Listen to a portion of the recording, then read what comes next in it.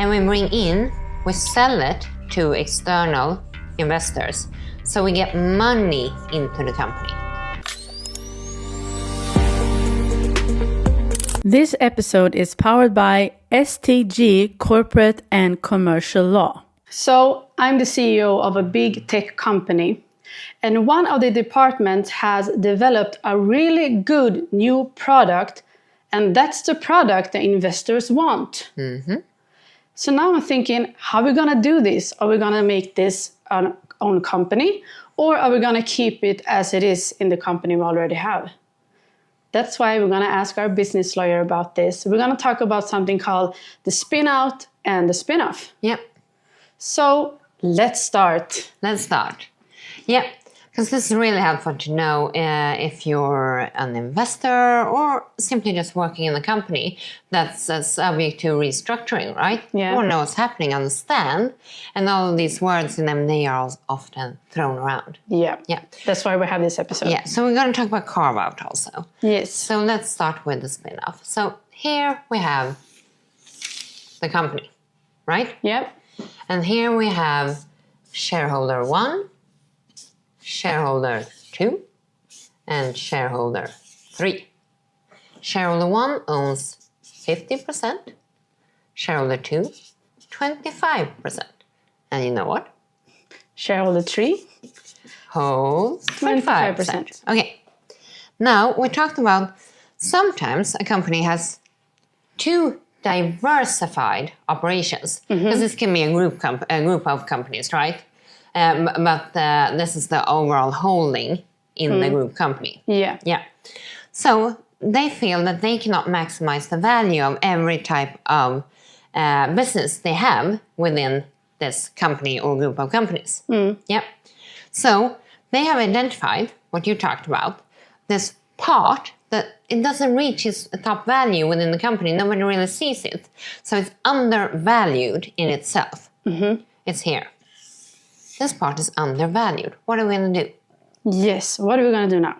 What if we spin it off into its own entity, so it's not part of the group, and we actually give it to the shareholders? So the spin-off, shareholder 1, shareholder 2, shareholder 3, will actually have the same ownership as the big company. Oh. So it's not owned by the company or the group anymore. It has the same ownership base. So the company does not get any money for it. Okay, so it's like totally on itself. Yeah. So it's kind of like paying dividend, but in kind. Like if you make a profit and you pay dividend to your shareholders, right? So the ownership in the spin-off is exactly the same. And the company in itself gets no money. Okay. And then it's easier for the company to grow and have like the correct value if it's a really good one. Exactly. You can maximize value potentially much more in this way. Wow. Yeah. And when we're talking about, this is a spin-off, a spin-out, that is typically when you take that tech product or something and you just spin it out, and you might keep a little bit of ownership here, say 25%. Yeah. And you have investor new owners here. So you get some value, some payment from it, from the investors. But mostly you see a potential to maximize value. Yeah. Yeah. So you do not have the same ownership. You do not give it to your owners. Okay. And the carve-out, Yes. the carve-out, then we take this entity and we sell it off, put it into its own, and we keep some ownership. This time it's 35%. Yes. And we sell it to external investors. So we get money into the company. So the shareholders will benefit because they get cash flow. Yeah. And hopefully you can maximize the value more when it's an independent entity that can grow on its own. Okay. Spin-off, no more relation, same ownership as the group. Yeah. Carve-out, typically you keep some ownership, but you sell it off, you carve it out. Yeah, And a spin out, that's really a carve out. it is. Yeah, it's a less used word. You often use it in tech. You spin something out. Okay. Yep. And Wow.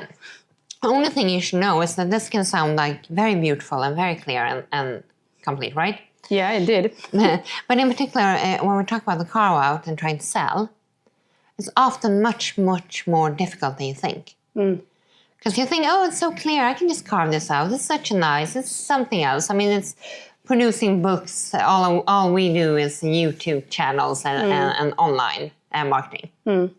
Well, then when you start spinning it out, you realize, but we have the joint accounting services here, and we have the trademark here, and we all use the same sales personnel here, and we have this sharing of IP, etc.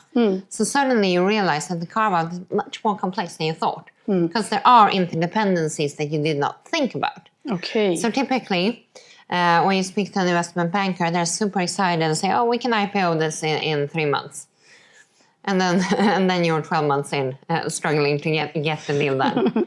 And in particular, if the investors are haggling what they are paying for and what they are getting, you want to know what you're keeping. So, can be tougher. Can be tough, but be mindful. And now you know about this. Spin off, spin out, and carve out. Yeah. Amazing. Amazing. So, like and subscribe to our channel. And it's not legal advice, as always. It's knowledge sharing. Knowledge sharing on a messy board. Yes. But write in comments if you want me to write clearer. Yeah, please do. But I love your writings. Thank you. Could be a doctor. Yep. Until next time, keep on with your businesses. We're here for you. Hej då! Hej då! This episode is powered by STG Corporate and Commercial Law, a boutique law firm for you to call when you need direct and personal legal support.